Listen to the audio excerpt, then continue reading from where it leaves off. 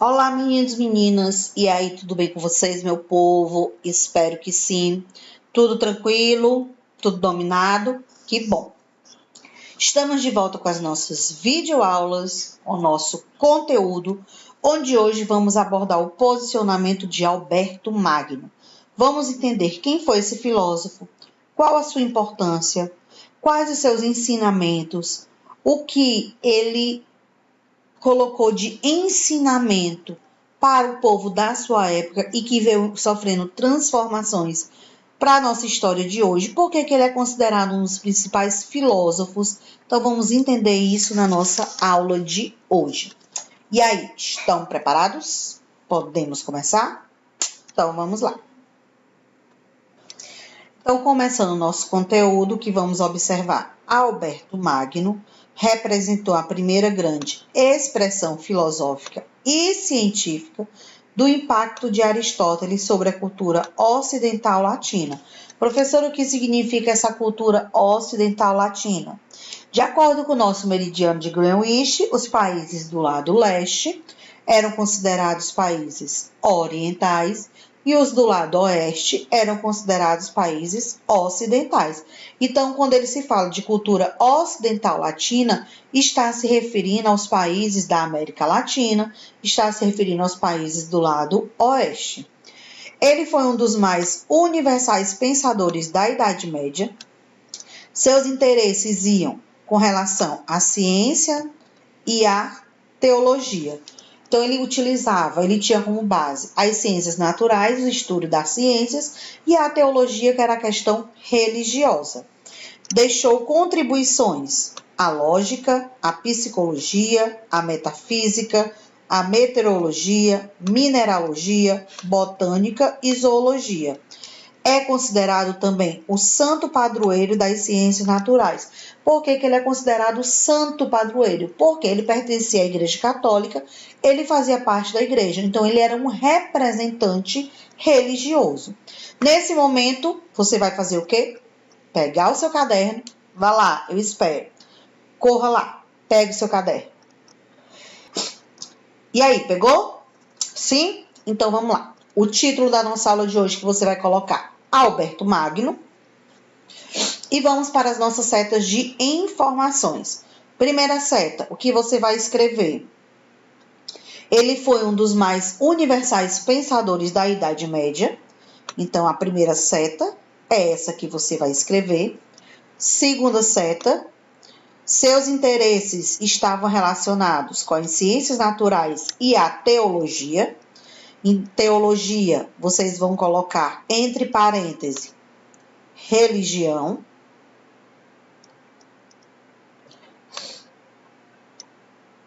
Porque teologia está relacionado com a religião. E embaixo, vocês vão colocar a próxima seta, escrevendo o seguinte nome: contribuições. Depois de contribuições, você vem com os pontos. E em cada ponto, você vai colocar cada uma das contribuições. Primeiro ponto, lógica. Segundo ponto, psicologia. Terceiro ponto, metafísica. Quarto ponto, meteorologia. Quinto ponto, mineralogia. Sexto ponto, botânica. Sétimo ponto, zoologia. Se vocês observarem, todas essas contribuições, elas estão, mais uma vez, relacionadas com as ciências, que aqui nós temos meteorologia, mineralogia, botânica, zoologia, está relacionado com plantas, com animais, com solo, com recursos minerais. Tem a parte da matemática, que é a lógica, psicologia e metafísica, que é o estudo. Então, olha o quanto Alberto Magno se aprofundou nos seus estudos, nos seus pensamentos. A partir da anotação, a gente vai passar adiante com a continuação do conteúdo. Continuando. Alberto Magno, ele estudou na Universidade de Pádua e entrou para a Ordem Dominicana em 1223. Olha aí outra característica relacionada com os pensamentos, com estudos dele, das ciências naturais à teologia. Quando a gente diz que ele entrou na ordem dominicana, significa que ele está relacionado com a religião, e aqui a gente se refere a que tipo de religião? A católica. Então, a ordem dominicana, ele passa a estudar teologia, passa a entender os ensinamentos das escrituras bíblicas e começa a relacionar com os seus conhecimentos das ciências naturais. Ele foi o mais ilustre catedrático da Faculdade de Teologia de Paris, onde lecionou de 1245 a 1248. Então, além de estudar, além de se formar, ele também se torna professor. Nesse período, São Tomás de Aquino se tornou seu discípulo. Olha a importância também de outro filósofo que vem a fazer parte da nossa história, dos nossos conhecimentos. Alberto Magno se torna um grande filósofo, se torna um grande teólogo, um grande pesquisador, um grande cientista. E aí, a partir do momento que ele se torna professor, ele começa a lecionar na faculdade de teologia, ele passa a ter um discípulo. Quem é esse discípulo? São Tomás de Aquino, que passa a estudar, a aprimorar, a compreender os pensamentos e os ensinamentos de Alberto Magno. Alberto Magno foi chamado de Magno porque seu pensamento científico, filosófico e teológico teve grande repercussão enquanto ele ainda vivia, ou seja, enquanto ele era vivo. Então, muitos questionavam, estudavam, se aprofundavam nos pensamentos dele, com relação às ciências, com relação à filosofia, que é a forma como a gente trata, como a gente se relaciona com o outro, e a teologia, que é a questão religiosa. Diante disso, Alberto Magno passou a fazer parte da vida de grandes pensamentos, grandes pensadores, como de Aristóteles. Ele procurou compreendê-lo, distanciando-se dos estudiosos árabes, que haviam inserido suas próprias ideias com relação ao pensamento de Aristóteles. No entanto, ele leu os escritos dos mais importantes filósofos para desenvolver suas próprias ideias na filosofia. E aí, diante desses estudos, com relação aos pensamentos de Aristóteles, Alberto Magno chegou ao seguinte conhecimento. Para ele, a filosofia estava relacionada com a meditação. Deixa eu alterar aqui a cor para vocês. Com a meditação e a prática.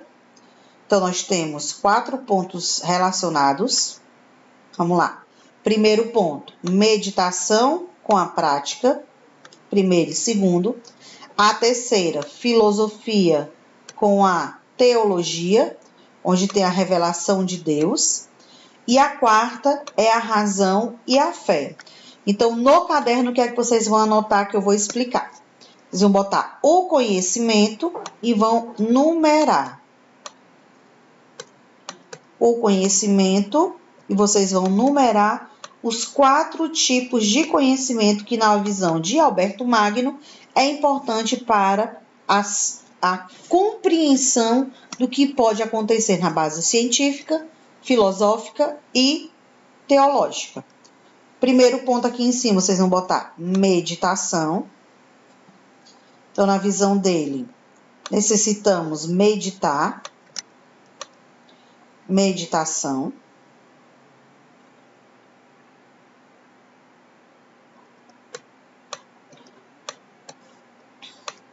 Segundo ponto, prática.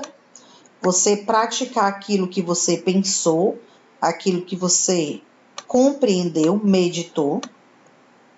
Você colocar em prática. Terceiro ponto, experiência. Está bem aqui ela. Está relacionado com a filosofia e a teologia. A experiência que você adquire a partir do momento que você realizou o primeiro e o segundo, isso para você adquirir o conhecimento. Experiência. Experiência. E o quarto ponto, a razão. Quarto ponto, a razão. Aí vamos ver se vocês conseguem relacionar esses 4 pontos a partir do momento que eu os dou o seguinte exemplo. Eu explico para vocês. Para a gente ter o conhecimento, a gente precisa primeiro meditar. O que é meditar? Você pensar, refletir sobre algo. Você pensou, você refletiu, tomou uma decisão, chegou a uma conclusão, vamos dizer assim, você vai colocar em prática. Você colocou em prática, você está adquirindo a experiência com aquilo. Adquiriu experiência com aquilo, você vai ter a razão. O que é a razão? Você vai compreender se deu certo ou não, se você adquiriu um ponto positivo ou negativo, se você chegou ao conhecimento. Então, no seu caderno, mais uma vez, vocês vão colocar o conhecimento e vão numerar os 4 pontos que são necessários para a gente adquirir esse conhecimento na visão de Alberto Magno. E aí, a partir desse momento, o que é que você vai fazer para a gente concluir a nossa aula de hoje? Vocês vão tirar a foto do seu caderno, da anotação que vocês fizeram das informações da aula de hoje, vão postar lá no Class junto com a atividade do livro, atividade proposta do livro, que está na sua agenda online e no Class. Então, fiquem atentos, o que a atividade do livro vai estar pedindo para vocês. Lembrando que não é só respostas, eu vou querer perguntas e respostas. Então, mais uma vez, a atividade da nossa aula dessa semana são as anotações que vocês fizeram no caderno da nossa videoaula de hoje e a atividade do livro, onde ela está proposta lá na sua agenda online e no Class. Qualquer dúvida que vocês tiverem, que vocês não tiverem compreendido sobre a nossa aula ou da atividade, você passa lá a pergunta no Class, que eu vou lhe responder, e não esqueçam do prazo de entrega das atividades. Envie dentro do prazo de entrega, porque todas as atividades correspondentes às nossas aulas, elas valem nota, elas valem pontuação, e que essa nota, no final do bimestre, ela vai juntar com as suas notas do TD para calcular a sua média. Fiquem atentos a essa informação. Então, a gente vai ficando por aqui. Até a nossa próxima aula. Tchau!